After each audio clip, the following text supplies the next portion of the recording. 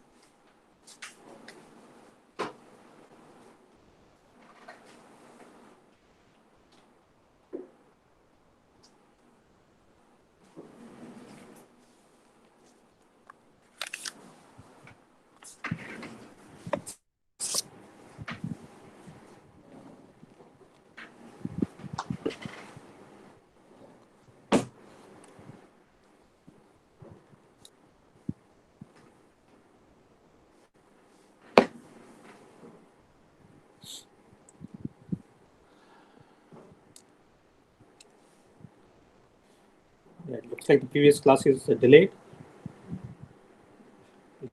Just wait for a minute and then get started. So, are there any questions from those who are in the session?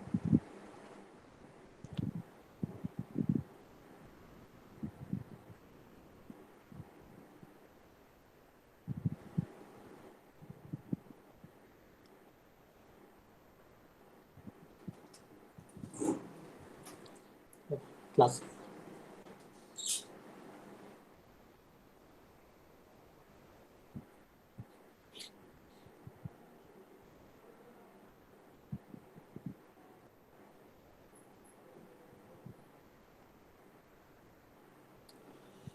Okay, I think let's get started. There are about 55 in the session.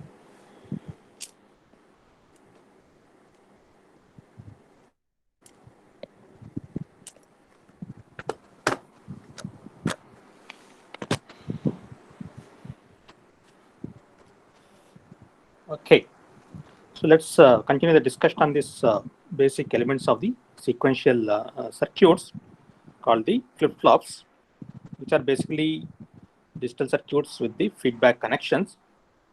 And yesterday we have seen the structure of a very elementary type of flip-flop called the set reset flip-flop. It's also called as the SR flip-flop, which basically consists of two NOR gates, and there is a feedback from the output of one NOR gate to the input of the other NOR gate.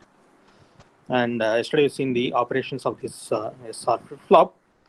We've seen that if we give the inputs as S equal to 1 and R equal to 0, the new state of the flip-flop will be 1. So this is what is called setting the state of the flip-flop to 1, or we also call it as simply set operation.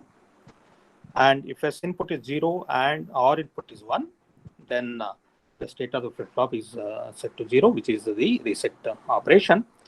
In both these cases, the outputs of two NOR gates will be complement of each other. And the most interesting property comes when the S equal to 0 and R equal to 0 as the input to the circuit, where we have seen that the state of the circuit does not change after we change the inputs to this combination S equal to 0 and R equal to 0. So this is what is referred to as the memory characteristic of the element. And there is a restriction on the combination of S equal to 1 and R equal to 1 to be used, because that may lead to the oscillation of the state of the circuit. So the desirable input is the product of the S and R inputs should be equal to 0, right? Which basically avoids the combination of S equal to 1 and R equal to 1. And typically we don't use this SR flip-flop in any of the circuits, but this forms as the fundamental circuit, which is modified slightly to realize the other flip-flops. That is the reason why we are discussing this. So the three main operations that I wanted to remember is that if the set input is 1 and R input is 0, then the flip-flop's state gets set to 1. And if S equal to 0 and R equal to 1, the flip-flop's state is set to 0, right? And whenever the inputs are 0, 0, the state of the flip-flops remains the same, right? And I want you to make a note of these three important operations. Then we'll be analyzing the operations of the other types of flip-flops. And we normally draw the diagram of this flip-flop circuit as a cross-coupled pair of NOR gates. And the inputs are R and S. And I think in the yesterday class, I marked the outputs of these gates wrongly. Please correct that. The output of the first NOR gate with the R input is the Q, as you can see in the diagram earlier, right? It is the output of NOR gate with the R input is the one what is called as the state of the flip-flop, that's Q. And the output of NOR gate with the S input is the Q bar or P, right? And yesterday in the class, we marked it by mistake as the other way. Please correct that. And what you are looking at the end of last class is what is called this JK flip-flop. It's actually the initials of the two scientists who proposed this. You can look into the textbooks for the names of those two scientists. Okay. So the minor change that's brought in is to the SR flip-flop. We have the inputs of the flip-flop coming through the AND gates.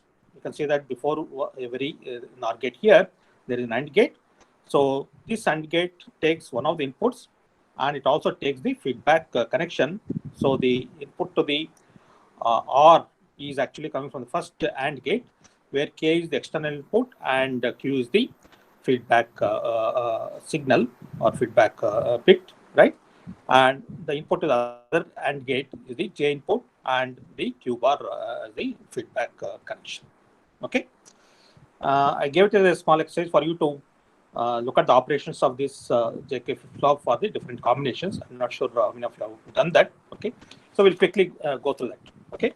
Before we go to that, I just want to introduce one more term. Okay. We indicate the state of the flip-flop, right, before the application of the inputs and after the application of the inputs, right? And before we apply the inputs or before we modify the inputs, whatever is the state of the flip-flop is what is called the current state, which is what is referred to as the Q.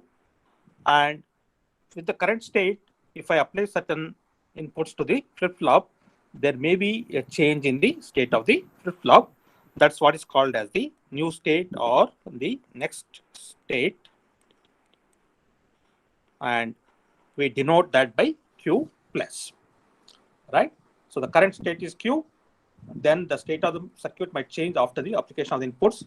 And from the time the inputs are modified, the time taken for the output to change depends on the propagation delays through the gates, right? And after that delay, the state of the flip-flop is what is called as the next state or the new state, the Q plus. Okay, so it will be convenient to refer to these terms called the Q and Q plus. So when we looked at this and R flip-flop, what did we see? If S equal to 1 and R equal to 0, what will be the new state? Yeah, the new state will be 1 because we are setting the state of the flip-flop to 1. If S equal to 0 and R equal to 1, right, the new state of flip-flop will be 0 because we are doing the reset operation, right? And if S equal to 0 and R equal to 0, right, then the new state of flip-flop is same as the current state of the flip-flop, right? That is, the state remains unchanged. So I just want you to keep these three operations in mind, because when we analyze this JK flip-flop, we are going to refer to this S and R and then these operations. Okay. Yeah, now let's look at what is going to happen when J equal to 1 and K equal to 0, right? Yeah. So when J is 1, right, what is S here? S is output of this AND gate where the input is J and the other input is Q bar, right? And what about R? It is K and Q, right? So depending on the current value of Q, right, and then depending on the new inputs that we'll be giving J and K, the new values this S and R are taken is decided by these expressions. So S is J and Q bar and R equal to KQ, right? So now let's apply this. J equal to 1 and K equal to 0. So what will be the S now? Yeah. When S is J Q bar, so it will be S equal to Q bar, right? And R is equal to K is 0 now, so R is going to be 0, right? Now, if Q equal to 1, right, what will be this S and R values? S is 0 and R is 0, right? So what is the next state of the flip-flop? When S is 0 and R is 0, it's Q plus is equal to Q, right? So it is 1, right? Because the current state is 1, and when you apply S equal 0 and R equal 0, there will not be any change in the state, right? So the Q plus is equal to 1. If Q is 0, right, S will be equal to J because S equal to J Q bar, right? So S is equal to 1, right? And if Q is 0, R is 0, right? So when S equal to 1 and R equal to 0, what will be the new state? As per this table here, if S equal to 1 and R equal to 0, right, we see that Q plus is equal to 1. So what is it we see now? When you apply J equal to 1 and K equal to 0, right, in both the cases, the new state will be equal to 1, irrespective of what is the current state, right? So the next state here is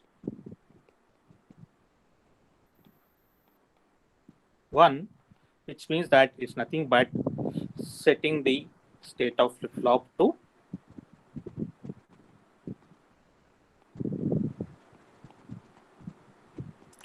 so it's equal to the S equal to 1 and R equal to 0 case, right? So so the corresponding inputs of this JK flip-flop is corresponding to S, it is J, and corresponding to R, it is K, right? Now we can do the analysis for the other cases, J equal to 0 and K equal to 1, right? Again, let's write the expressions here for S and R here. S is J Q bar, right? So if so, S equal to 0, because when J equal to 0, S is 0, and R is Q, right? So let's look at possible values for q now. Q equal to 1, right? When q equal to 1, right? S is equal to 0 and r equal to 1, right? So the q plus will be equal to 0 because when s is 0 and r is 1, right? We've seen that q plus is equal to 0. If the current state is 0, right? S is 0 and r is 0 and q plus is equal to q, right? And that's equal to 0, right? So the next state is, you see that 0, which corresponds to setting or resetting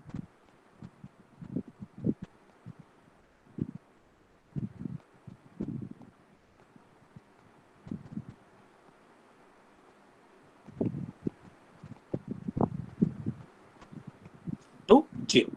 So it's similar to the s equal to 0 and r equal to 1 operation. When j is 0 and k equal to 0, let's do this analysis, right? When j is 0 and k equal to 0, you can see that s equal to 0 and r equal to 0. And in this case, q plus is equal to q itself, right? That is same as the s equal to 0 and r equal to 0 case. Now it will be interesting to see what will happen when we make both the inputs 1, which was not allowed in the case of the SR flip-flop, right? So again, if we apply these values of j equal to 1 and k equal to 1 in the expressions for s and q, right, we see that s equal to q bar, right, and r equal to q, right? So let's take each of the possible values for the current state. That's q equal to 1, right? We see that s equal to 0 and r equal to 1, right? So the q plus is equal to 0, and q equal to 0, right? S equal to 1 and r equal to 0, and then we see that q plus is equal to 1. So we see that when j is 1 and k equal to 1, if the current state is 1, the new state is 0, and if the current state is 0, the new state is 1, right? So what is happening in this case? It is changing the state of the flip-flop from the current state to the complement of the current state, that is q plus is equal to q, right? So this is what is called the toggling operation, right? Where you change the state of the flip-flop to a new state, which is the complement of the current state. So q plus is equal to q complement, right? So to summarize, if I draw a table,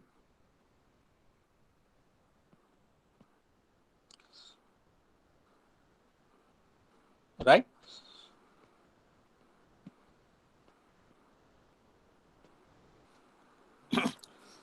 Yeah. To indicate what will be the new state of the flip-flop for the different combinations of this j and k, right? So what is the q plus when j is 0 and k is 0? Q plus is equal to q itself. If it is 0, 1, right, we have seen that it's a reset operation. So the q plus will be 0 irrespective of what is the current state. And if it is 1, 0, it is a set operation. If it is a 1, 1, it's a complement of the current state, right? And we can make it explicitly dependent on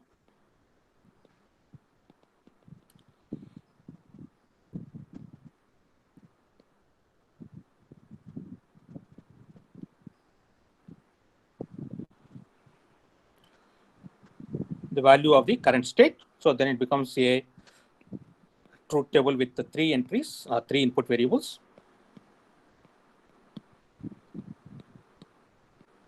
We'll be seeing what is the purpose of this little later. Right? Yeah. What did you say? If jk is 0, 0, q plus is same as q, right? That is 0 and 1 here. And when jk are 0 and 1, irrespective of the current state, it will be a reset operation. And when it's 1, 0, irrespective of the current state, it is set operation. So the output will be, or the new state will be 1. When it's the 1-1 combination, the new state will be the complement of the current state. So it will be 1, 0. Right? So this is what is called the excitation table of this flip-flop.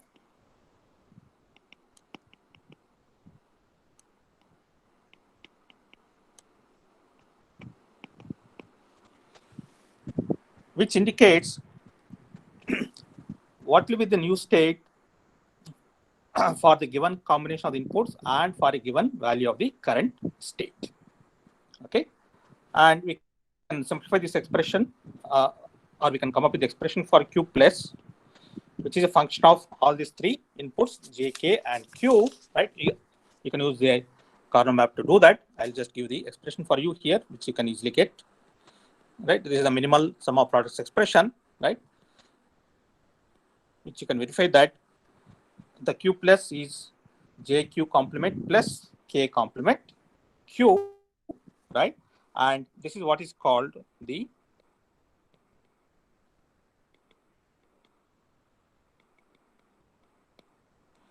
characteristic equation of the JK flip-flop. So what does this characteristic equation indicate? It indicates what will be the new state of the flip-flop, right? For the current values of the current state of the flip-flop and for the given values of the input that will be applied now. Okay. So by giving this characteristic equation, or by using the characteristic equation, we can determine what will be the Q plus, right, for any given combination of J and K and for any particular value of the Q. Again, we will be making use of this later, right, when we analyze the circuits or design the circuits that are made that are built using the JK. Okay. Yeah. Are there any questions about this?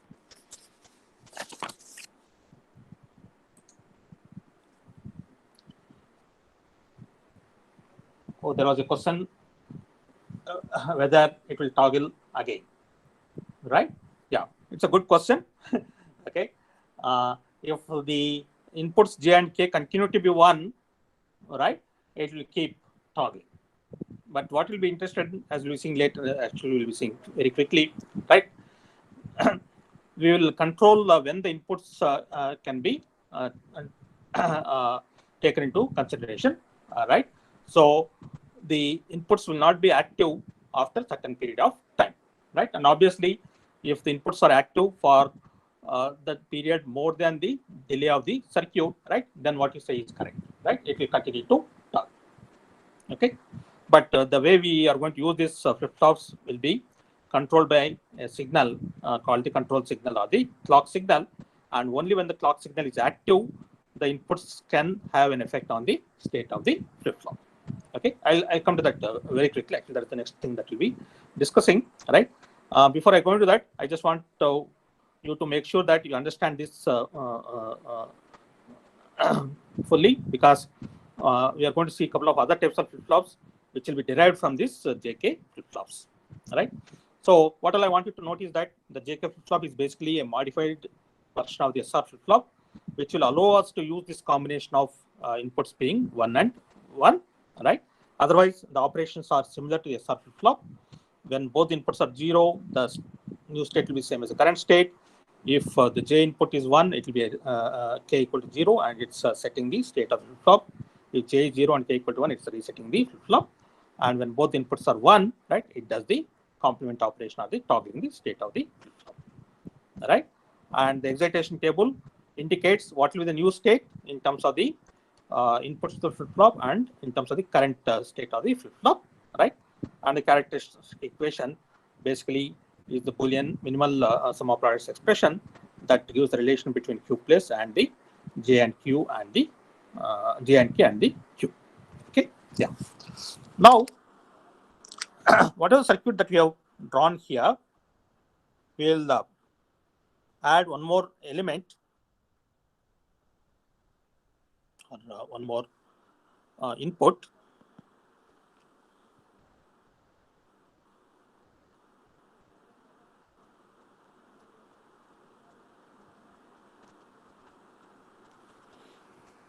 Okay, where the C stands for the control signal, right? And typically we'll be referring to this also as the clock signal, because when you use it for the counters, right, there will be what is called a clock signal, and only when the clock signal is active, right, the flip-flop will function. When the clock signal is not active, right, uh, there will not be any change in the state of the flip-flop. As you can easily see, right, when C is 0, what is going to happen? When C is 0, both R and S are going to be 0, because R and S are the outputs of these AND gates, where the C is one of the inputs. So when C is 0, even if there is some change in the J and K inputs, right, it will not have any effect on the R and S, because R and S will be 0. And what is the operation of the flip-flop when R and S are 0? It is remaining in the same state. So basically this control signal indicates when the flip-flop can be active and when the flip-flop cannot be active, right? Only when the C signal is 0, right, then the effect of the inputs will be there on the state of the flip-flop.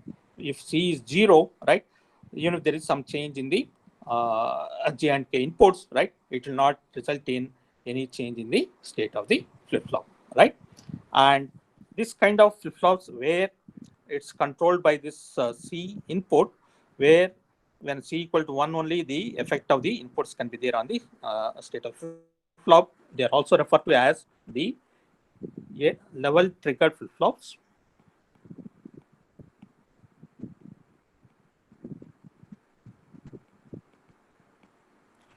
That is, only when the control signal level is 1, that is, let's say 5 volts, right, then only the flip-flop can change the state depending on the J and K inputs. If level is 0, right, then there will not be any change in the flip-flop. That's why it's called the level controlled or the level triggered flip-flop, right? So you have to make sure that the duration of this C signal is 1, right, until the change in the state of flip-flop takes place, right? So you apply the J and K inputs, then the state of flip-flop will change depending on whatever is the J and K. And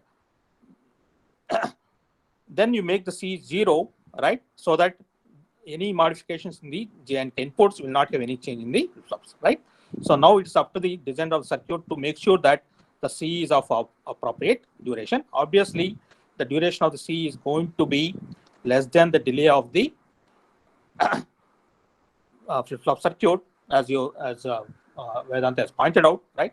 If it is more than that, right, then when the J and K inputs are 1 and 1, right, it will continue to oscillate, right? And there is also another type of flip-flop. That's what is actually used in most of the real circuits, right? This is what is called the edge triggered flip-flop, right? Actually, it's very difficult to control the duration of this C to be less than the delay of the propagation delay of the circuit, right? So what is typically used is what is called the edge triggered flip-flop, where the C is going to be an edge signal, right? This, in this case, this is what is called the positive edge signal, because it is raising from 0 to 1, right? So this I mean, actually, I'm not giving the full circuit diagram of the edge triggered flip-flop. That's much more involved, right? Those who are interested can look into the digital electronic circuits books, right? I'm only indicating the operation of the edge triggered flip-flop, right? The operation of the edge triggered flip-flop is that only when there is an edge at the clock signal or the control signal, in this case, it's called the positive edge triggered flip-flop, right? Only when there is clock signal going from 0 to 1, that will be for a very short duration, it will be raising from 0 to 1, right?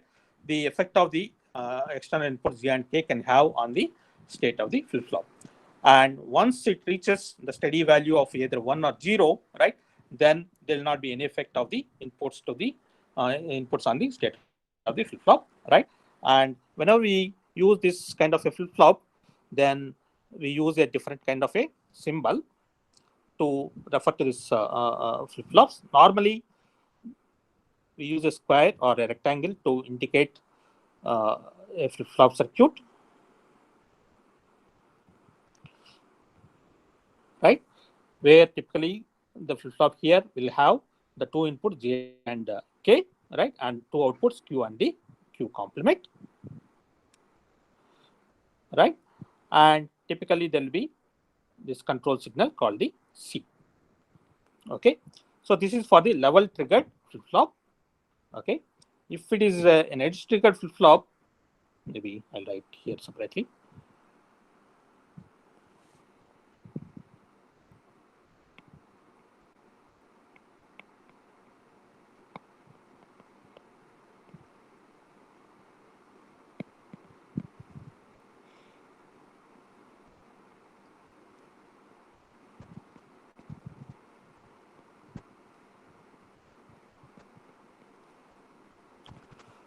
So we put a triangle here.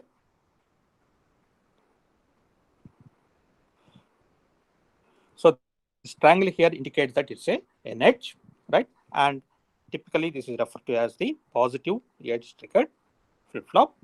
And there are what are also called the negative edge triggered flip flops.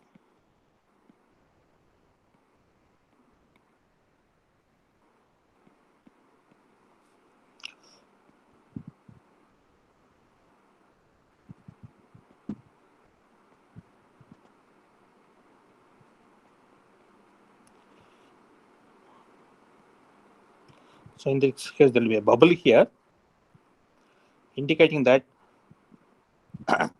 the flip flop will be active on the falling edge of the control signal.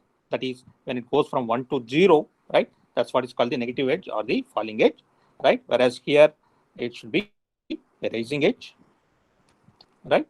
Or the positive edge, right? And the negative edge triggered flip flop is indicated by a bubble, which basically all of you know that it's a complement symbol, right? So complement before the edge is what is called as the negative edge triggered flip flop, right? So most of the circuits that are used in the real world circuits, right, are made use of this edge triggered flip flop, either the positive edge triggered or the negative edge triggered flip flop, right? And it will not have any of these oscillating problems, right, when the J and K inputs are 1. Okay, yeah. Are there any questions?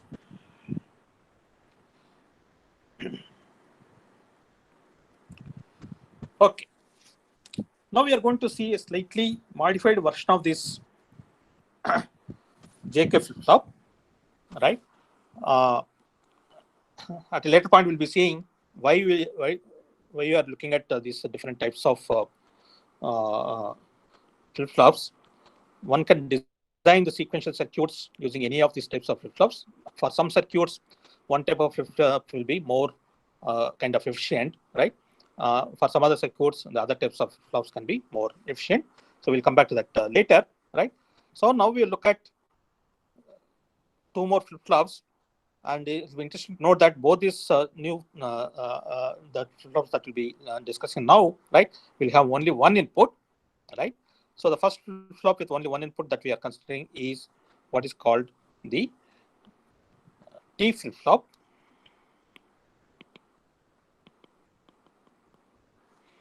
which is also normally referred to as the toggle flip flop. We'll be quickly seeing why it's called the toggle flip flop. So it's actually a JK flip flop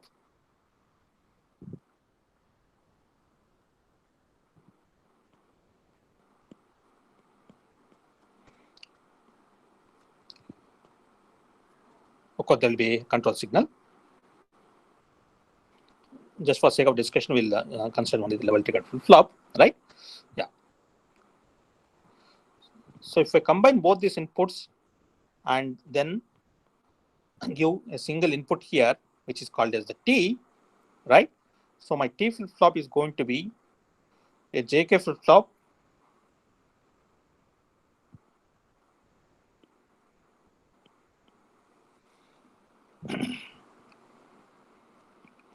right, where J and K will be equal to T, right? So now I want you to tell me what is going to happen in this case, right? So when T is 1, or let's say, look at what is t equal to 0, right? When t is 0, right, both j and k are going to be 0, 0, right? And assuming that c equal to 1, right? What is going to be q plus? As all of you know, it is, yeah. What happens when j is 0 and k equal to 0? Q plus is same as q, right? That is the state remaining unchanged. When t equal to 1, j and k are 1, right? And what will be the new state? It's the complement, right? So basically now we see that the T flip-flop allows only two operations, right? Either the flip-flop remains in the same state or it toggles its state, okay? And because when the input is active, the state of the flip-flop toggles, right? That's why it's called the toggle flip-flop, right? So what is the excitation table for this? We have to specify it in terms of the external input and the current state. So, right. So when t is 0, q plus is same as q, that is 0 and 1. When t is 1, it's the complement, so it will be 1, 0. And again, you can come up with the expression for this, right? You can easily verify that it's nothing but tq bar plus t bar q, which all of us know that it's an exclusive OR operation on t and q. So basically, the characteristic equation of the t flip-flop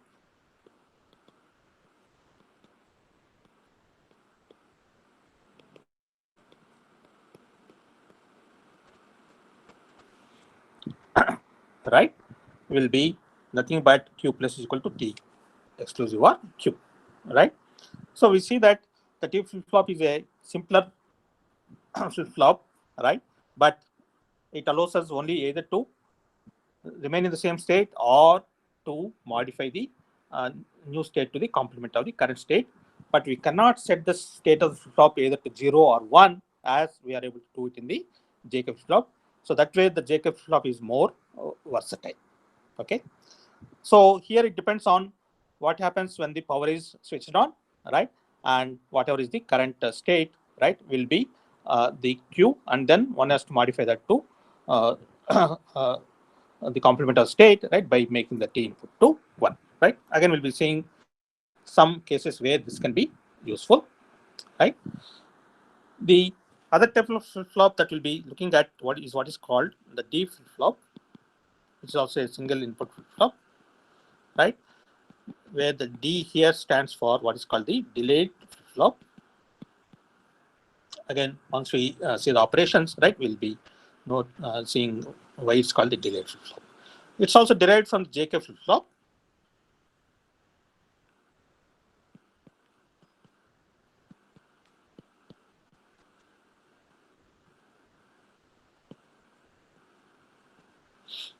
Yeah. Unlike in the case of the T flip-flop where J and K inputs are same, right? Here there's going to be single input D that will go directly as input to J, right? And what will go as input to K is the complement of that.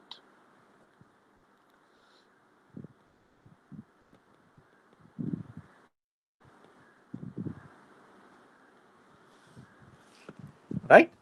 And all of this put together is what is called the D flip-flop.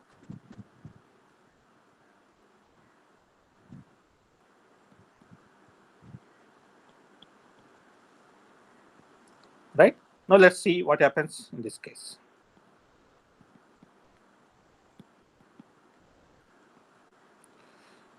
If D is 0, right, what will be J and K?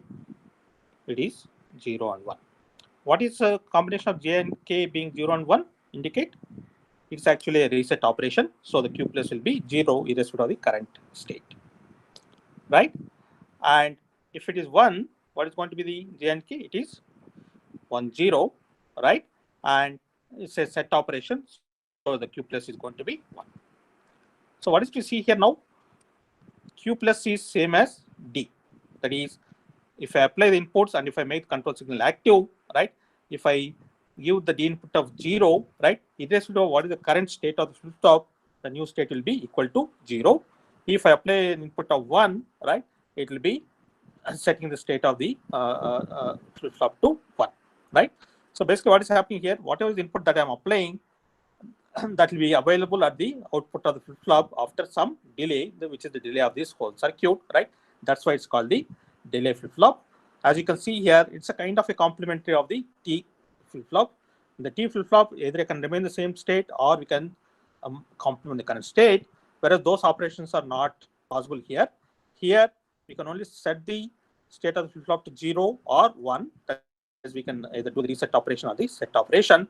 It is not possible to remain in the same state or complement the state of the flip-flop, right? So that's also a kind of a restricted version of the flip-flop, right? Which is different from the JK flip-flop, whereas JK flip-flop, we can use it for either the set operation or for the reset operation or to remain in the same state or to complement the state of the flip-flop, right?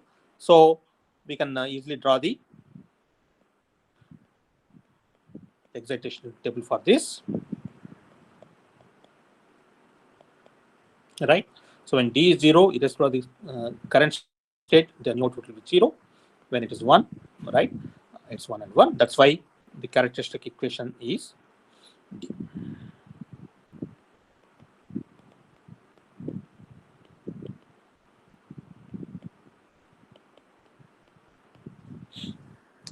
Right?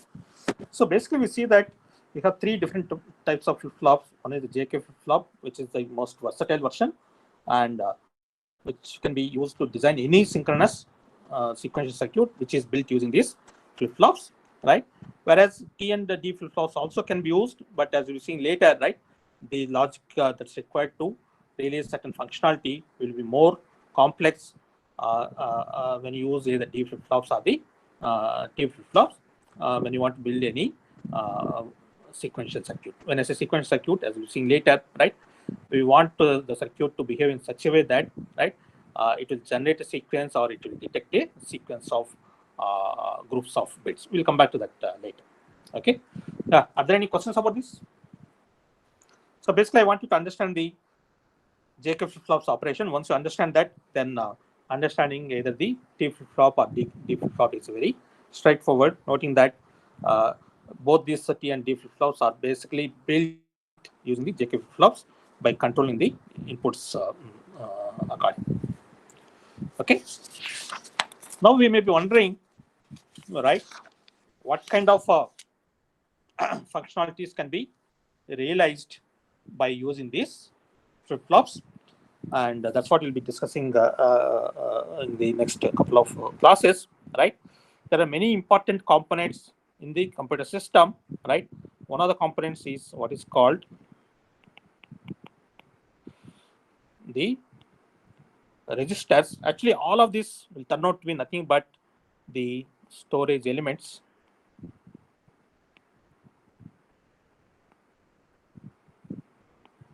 right?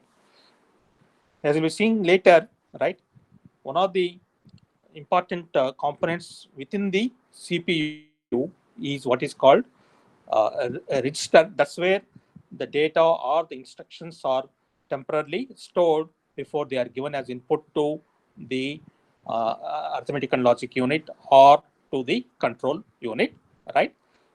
Typically, the data and the program or the instructions will be available in the main memory, right? And we bring it from the main memory into the registers, and then from the registers, we'll make it available to the relevant components in the processor, right? So basically, these registers are the storage elements where they store either the data or the instructions, right, before they are processed. And even the results that are generated by the ALU are typically stored in the registers, right? And then they are either further processed or they are transferred into the memory, right? And what is the memory itself? When you're talking about physical memory,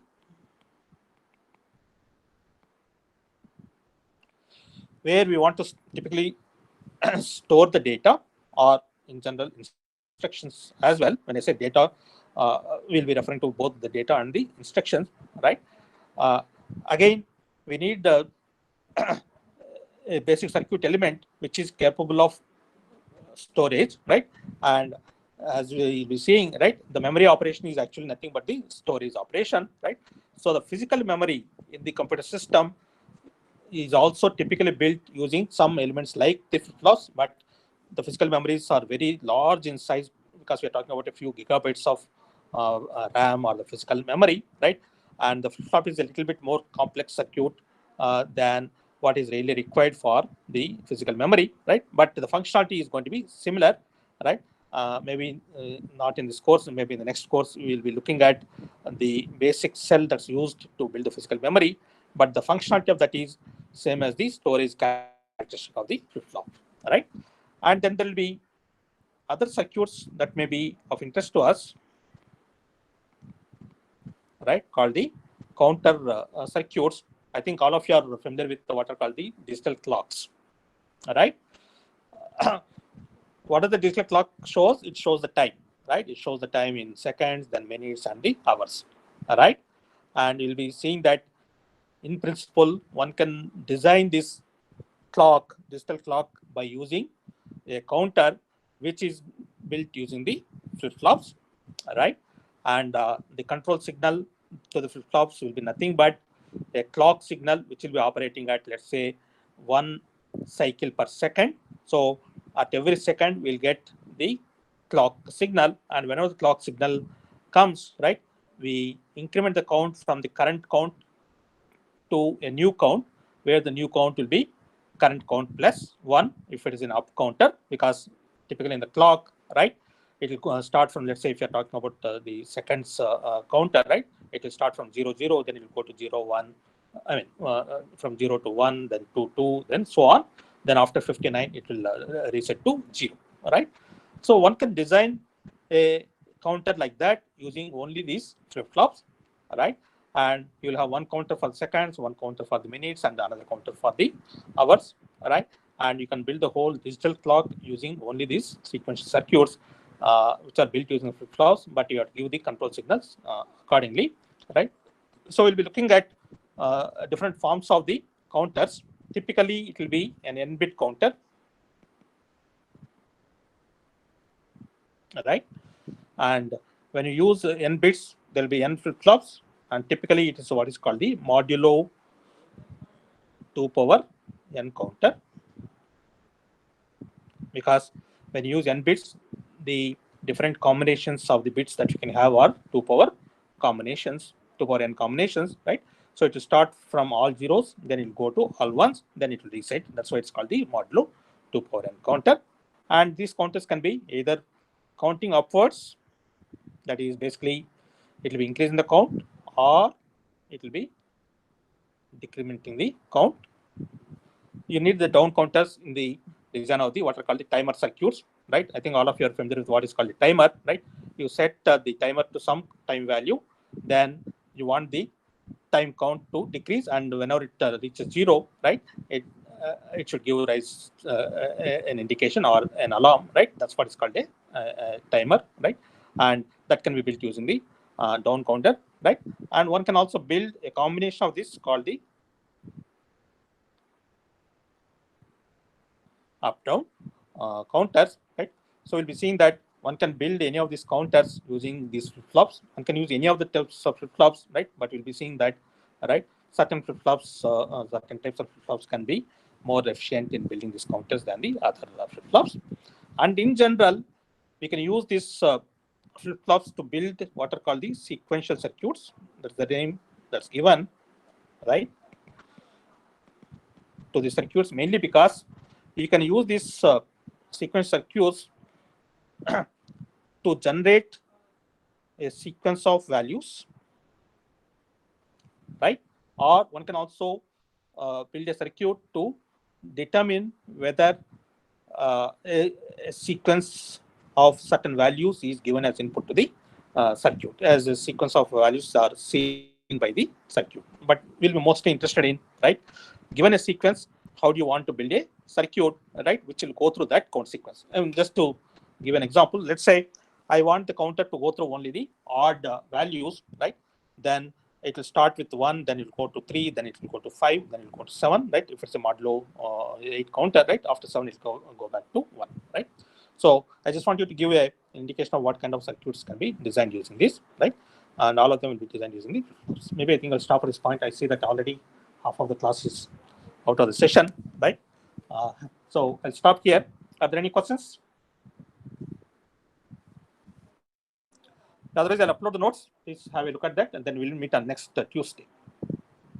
There's no class on next Monday because from tomorrow to 5th of October, it's been declared as no instructional period. Okay, yeah. There are no questions. Maybe we'll stop at this point.